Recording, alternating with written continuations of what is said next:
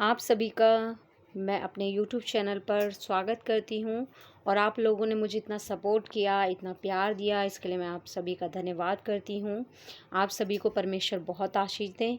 और आइए हम आज के वचन की ओर चलेंगे। हम निकालेंगे रोमियो 8 अध्याय और उसका हम 1 से पढ़ना शुरू करेंगे। जैसे कि परमेश्वर हमें बताते हैं वैसे वैसे मैं आपको बताती जाऊँगी, मैं एक्सप्लेन करूँगी जैसे परमेश्वर ने मुझे सिखाया, रेवलेशन दिया। तो आइए देखते हैं परमेश्वर का वचन हमें क्या सिखाता है। अतः अब जो मसीह यीशु में हैं उन पर दंड की आज्ञा नहीं, क्योंकि वे शरीर के अनुसार नहीं वरन आत्मा के अनुसार चलते हैं। हालेलुया। देखिए, जब आपने प्रभु यीशु मसीह को ग्रहण कर लिया तो अब आप शरीर के अनुसार नहीं आत्मा के अनुसार चलते हैं। तो परमेश्वर कहते हैं ऐसे लोगों पर कोई भी दंड की आज्ञा नहीं है।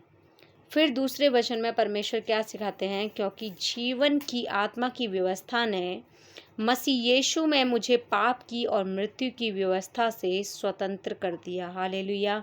देखिए, परमेश्वर कह रहे हैं क्योंकि जीवन की आत्मा की व्यवस्था क्या है? प्रभु यीशु मसीह।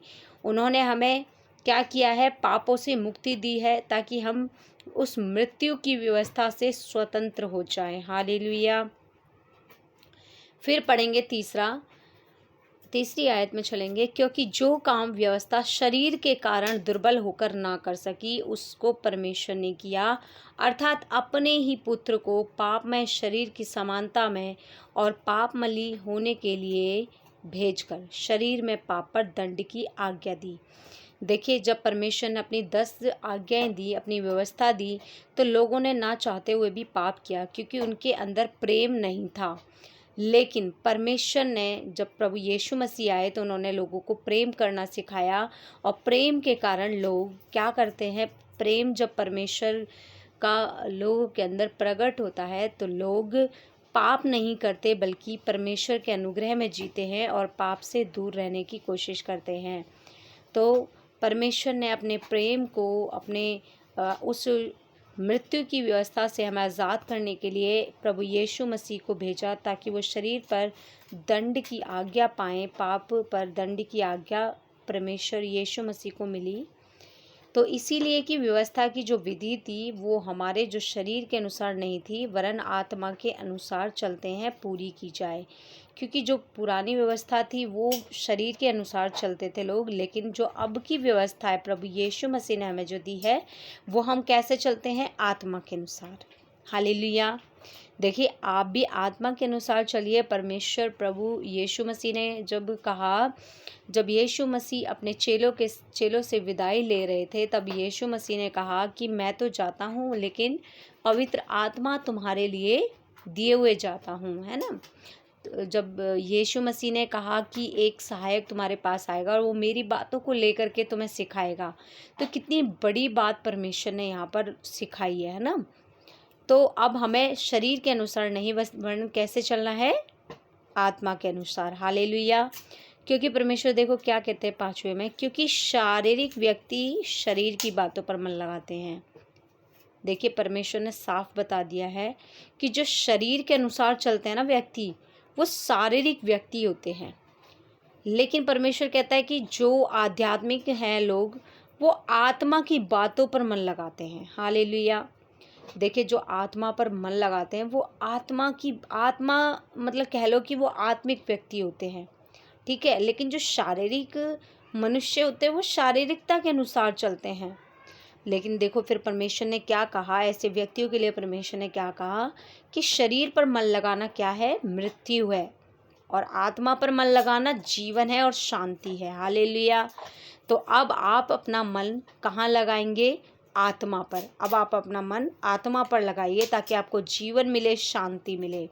क्योंकि परमेश्वर ने 7वें वचन में बताया, क्योंकि शरीर पर मन लगाना तो परमेश्वर से बैर रखना है, क्योंकि ना तो परमेश्वर की व्यवस्था के अधीन है और ना हो सकता है। क्योंकि बहुत सारे लोग ऐसे होते हैं कि जो शरीर के अनुसार अपने जीवन को बिताना चाहते हैं, शरीर के अनुसार चलते हैं और ना चाहते हुए भी परमेश्वर के विरोध में काम करते हैं। तो ऐसा नहीं करना है। देखिए, जैसे परमेश्वर चाहते हैं वैसे चलिए, है ना। क्योंकि परमेश्वर कहते हैं कि तुम्हें चोरी नहीं करनी, तुम्हें व्यभिचार नहीं करना, तुम्हें ये गलत काम नहीं करना, तुम्हें डाह नहीं करनी, जलन नहीं करना, क्रोध नहीं करना। लेकिन ये सारे काम किसके हैं? शरीर के काम हैं। लेकिन आप शरीर से प्रेम रखेंगे तो आप शरीर के अनुसार चलेंगे और ये सारे काम आप करेंगे।